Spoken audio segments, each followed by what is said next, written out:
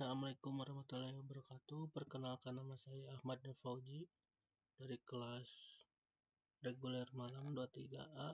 Di sini saya akan mempresentasikan ujian akhir semester dari mata kuliah pemrograman web 1.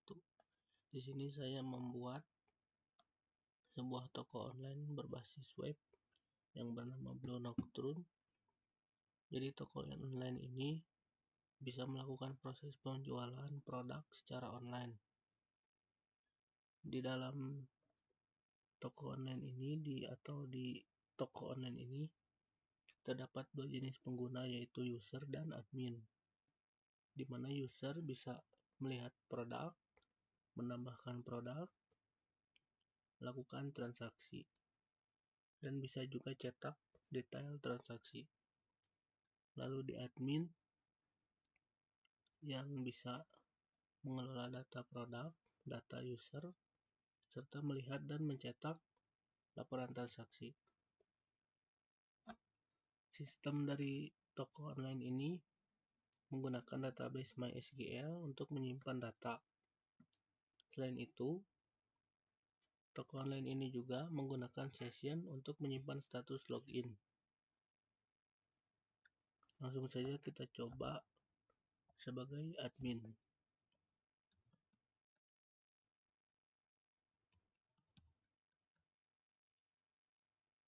Lalu kita login. Jadi ini adalah tampilan awal dari admin, yaitu ada kategori, produk, transaksi, dan manajemen user. Di dashboard admin terdapat beberapa informasi mengenai jumlah dari kategori, produk, transaksi, dan user. Lalu ada juga laporan pendapatan.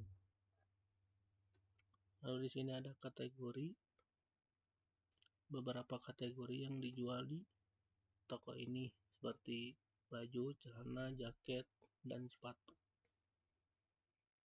Sini juga ada beberapa produk yang dijual, daftar produk. Lalu di sini ada transaksi. Transaksi ini adalah laporan transaksi dari user ketika berhasil melakukan transaksi. Lalu di sini ada manajemen user, di mana akun-akun mana saja yang sudah bisa login, dan admin mana saja yang bisa. Lalu saya akan melakukan CRUD di produk. Misalkan saya masukkan baju hitam dengan kategori t-shirt, lalu masukkan harga 70.000, stoknya 1, masukkan juga fotonya, lalu buat deskripsi.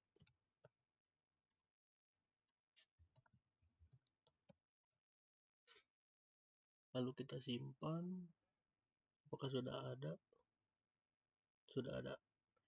Yang ini dengan harga 70.000,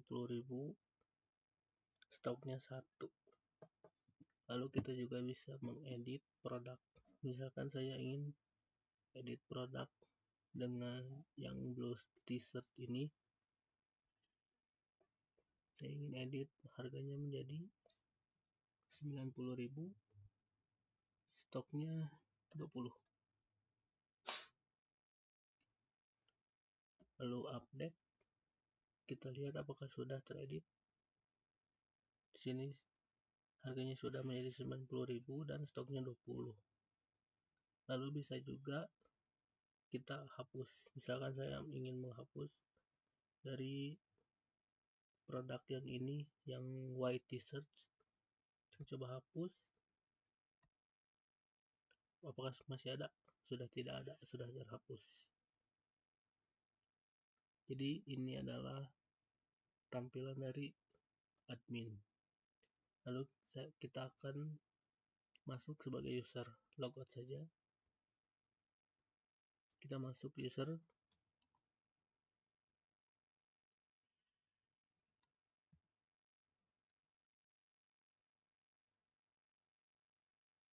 Dan ini adalah tampilan awal ketika login berhasil sebagai user.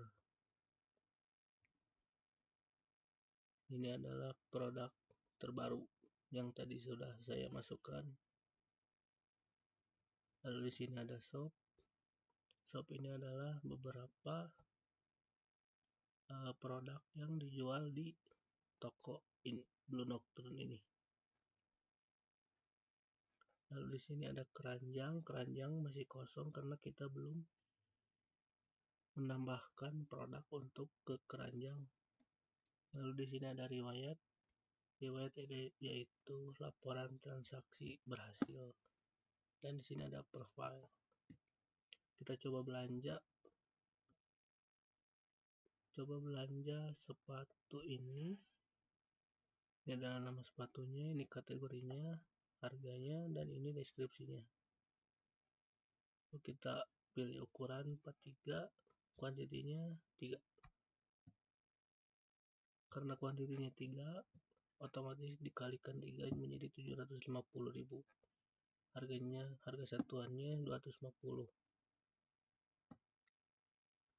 Ketika kita ingin menambahkan produk lainnya, kita klik kembali belanja. Kita tambah baju ini dengan kuantiti 2. Tambahkan, otomatis ditambahkan, dan dari total sepatu tadi hingga akhirnya harganya segini. Kita coba check out. Ini adalah tampilan nota ketika berhasil dengan nama user Fauji, ID transaksi 32 dengan jam segini yang real time, tanggal segini. Totalnya 800. Kita juga bisa di print. Lalu ketika ingin download PDF-nya juga bisa. Kita tinggal download. Oke. Lalu kita kembalikan saja. Kembali. Lalu di sini juga ada riwayat yang tadi kita sudah beli dan sudah transaksi seharga 890.000 ini. Bisa juga dilihat notanya. Kita kembali lagi. Lalu di sini ada profile. Kita bisa ubah nama dan email. Kita coba.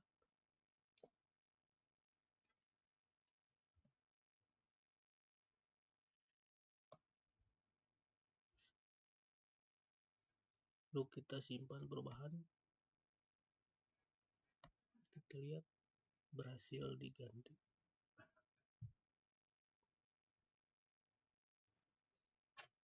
Lalu jadi begini adalah tampilan sederhananya. Kita logout saja. Lalu saya akan menampilkan struktur dari project ini. Yaitu ada admin, aset, autentikasi, komponen, config, lib, user. Di mana admin khusus untuk admin dan user untuk user. Lalu di sini aset untuk menyimpan beberapa produk. Lalu autentikasi di sini untuk login dan logout. Lalu ada config di sini untuk data.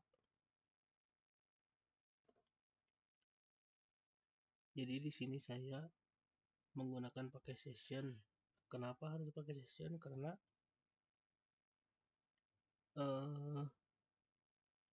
menurut saya session lebih aman untuk menyimpan data login.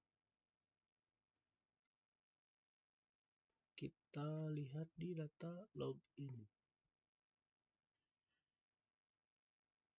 Nah, jadi ini adalah contoh dari session start ini. Jadi session start ini digunakan untuk memulai atau melanjutkan session yang sedang aktif. Kita lihat di dashboard admin. Di sini juga ada session start.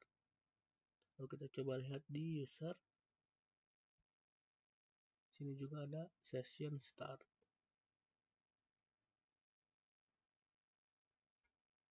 Lalu kita lihat di index.php.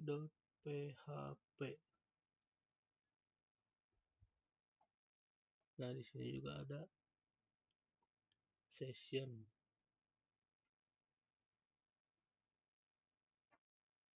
Nah, jadi di kode index.php ini yaitu kode yang hanya memastikan cuma admin yang bisa akses di halaman admin,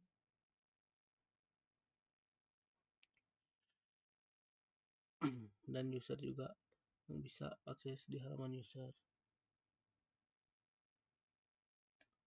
Lalu apa sih fungsi session dalam website? Itu untuk menyimpan status login, menyimpan data user, mengatur hak akses, dan menjaga keamanan halaman. Lalu saya akan menunjukkan file koneksi. Nah, di sini ada kode dari file koneksi. Ini adalah alamat server database. Lalu ini adalah username database. Lalu ini adalah password database-nya. Dan ini adalah nama database-nya. Jadi file ini dipanggil setiap halaman yang membutuhkan akses database agar tidak menulis ulang koneksi. Sekian dari saya. Maaf jika ada kurangnya dari presentasi kali ini. Terima kasih atas perhatiannya. Assalamualaikum warahmatullahi wabarakatuh.